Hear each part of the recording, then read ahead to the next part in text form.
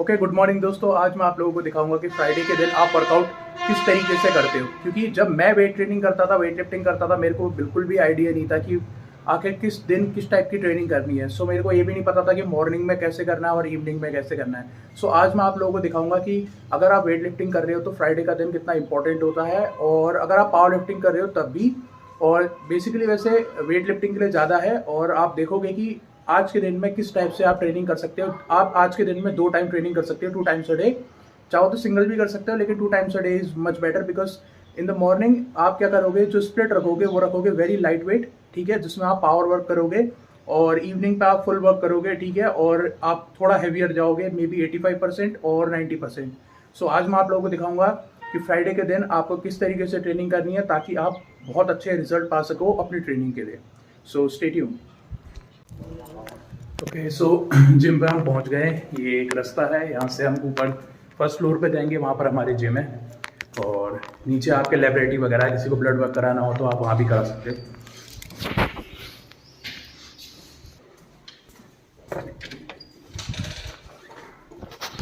गुरुजी नमस्ते, कैसे हो? आज आप भी ब्लॉग में हो, ठीक है। पूरी जिम एम्प्टी है, तो वहाँ है, कुछ लोग हैं शायद। चलो ठीक है, आज का वर्कआउट सही रहेगा। वैसे भी यहाँ लाइट वेट ट्रेनिंग करनी है मॉर्निंग पे, तो सब ठीक ही है। ओके, जैसे कि मैंने पहले बताया था कि फ्राइडे के दिन ट्रेनिंग कैसे करनी है उसके बारे में बताऊंगा, लेकिन उससे पहले मैं आप लोगों को ये बताऊंगा कि जब वेट लिफ्टिंग या कोई भी गेम स्टार्ट कर रहा होता है, हर किसी के साथ होता है, मेरे साथ भी हुआ था। जनरल रूल्स भी मेरे को पता नहीं थे कि क्या होते हैं, मेन जो मतलब जनरल मतलब करना चाहिए। जैसे कि स्ट्रेचिंग, उससे उसका बहुत इंपॉर्टेंट पार्ट है।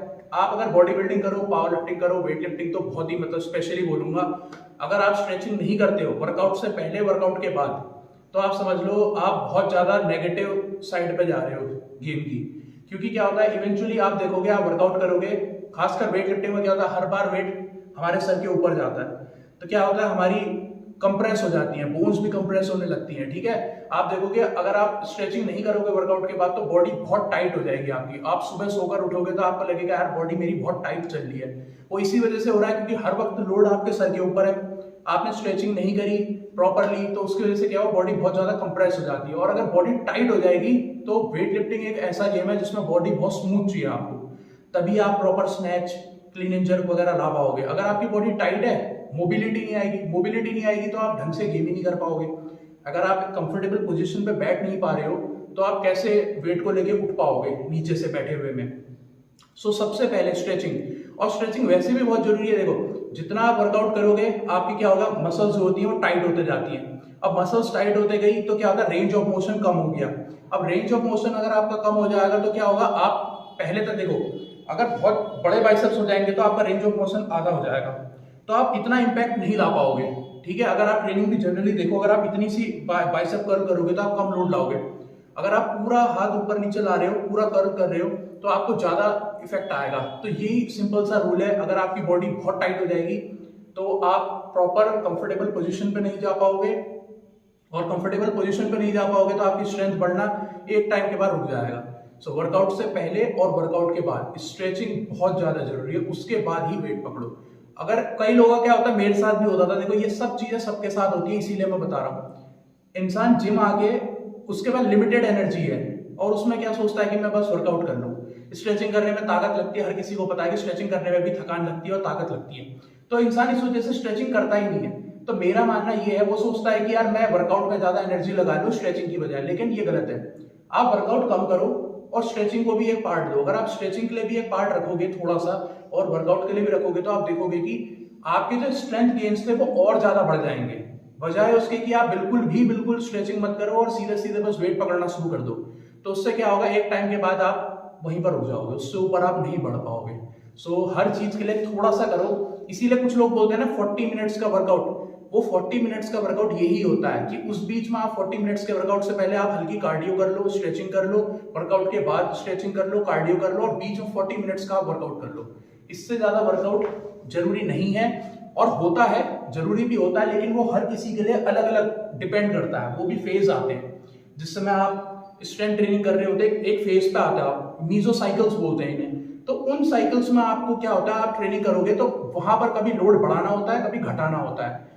ये भी बहुत ज्यादा जरूरी है कि एक कोच को पता होना चाहिए किस फेज में आपकी वर्कआउट का लोड बढ़ाना है और किस फेज में घटाना है। मान लो आपका कंपटीशन 2 दिन बाद है, आज आप मैक्सिमम कर रहे हो तो उसका फायदा नहीं, नुकसान ज्यादा होगा।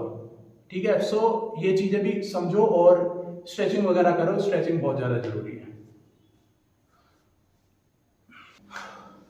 ओके, सो वेट लिफ्टिंग के वर्कआउट से पहले मैं आज फ्रंट स्क्वाट कर रहा हूँ। उसके पीछे रीजन है, एक मैं अपने लेग्स की इस वक्त स्ट्रेंथ को रीबिल्ड कर रहा हूँ क्योंकि मैंने बीच में वर्कआउट छोड़ दिया था, तो इस वक्त मेरी लेग्स की जो स्ट्रेंथ है वो पहले से थोड़ी कम हो गई है।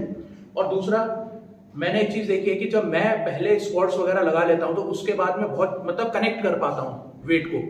कई बार मतलब ऐसा होता है, या हो सकता है कि ये मेरा साइकोलॉजिकल हो, या हो सकता है कि ये फिजिकली भी हो, बॉडी में लोड आ जाता है। और जब बॉडी में लोड आता है तो मैंने देखा है मैं बहुत इजीली जिस वक्त स्नैच कर रहा होता हूँ या पावर क्लीन वगैरह, पावर स्नैच वगैरह कुछ भी कर रहा होता हूँ वेट लिफ्टिंग का वर्कआउट, तो उस टाइम पे मैं बहुत इजीली वेट को मूव कर पा रहा होता हूँ। सो मैं पहले प्रेफर करता हूँ कि वर्कआउट, अब ये हर टाइम डिपेंड करता है वर्कआउट टू वर्कआउट, लेकिन इस वक्त मैं फ्राइडे के टाइम पे जो मॉर्निंग पे ट्रेनिंग कर रहा हूँ मैं, उसमें मैं पहले फ्रंट स्क्वाट्स लगा रहा हूँ, उसके बाद मैं लाइट वेट, ज्यादा हैवी नहीं, बहुत ही लाइट वेट, क्योंकि इवनिंग पे ट्रेनिंग करनी है तो इवनिंग वाली थोड़ी हैवी होती है, इसलिए मैं अभी light weight squats and light weight power snatch और पावर क्लीन वगैरह करूंगा।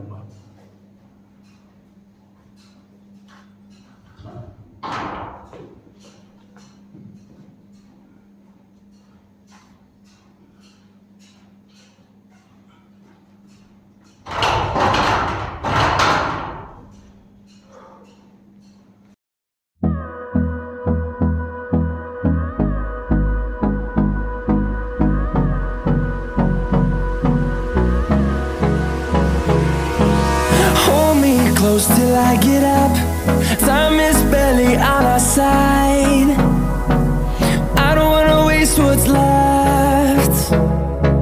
The storms we chase are leading us, and love is all we'll ever trust. Yeah, no, I don't wanna waste what's left. And on we'll go, through the wastelands, through the highways, till my shadow turns to sun rays. And on we'll go,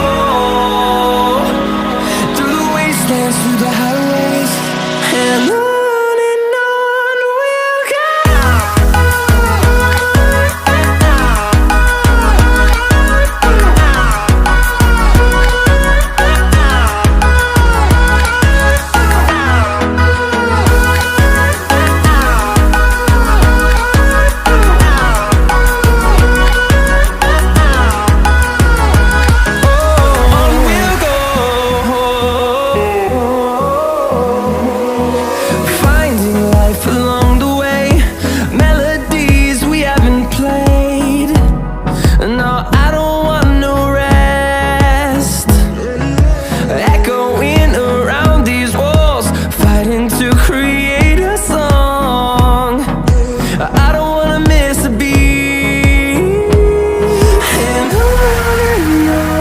we'll go.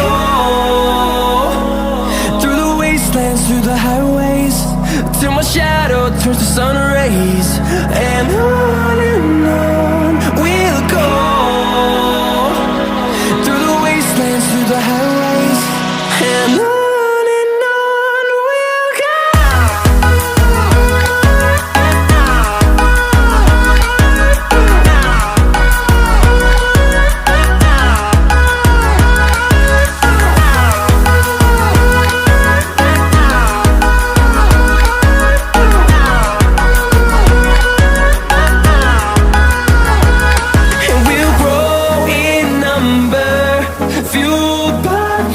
See the horizon, turn us to thousands.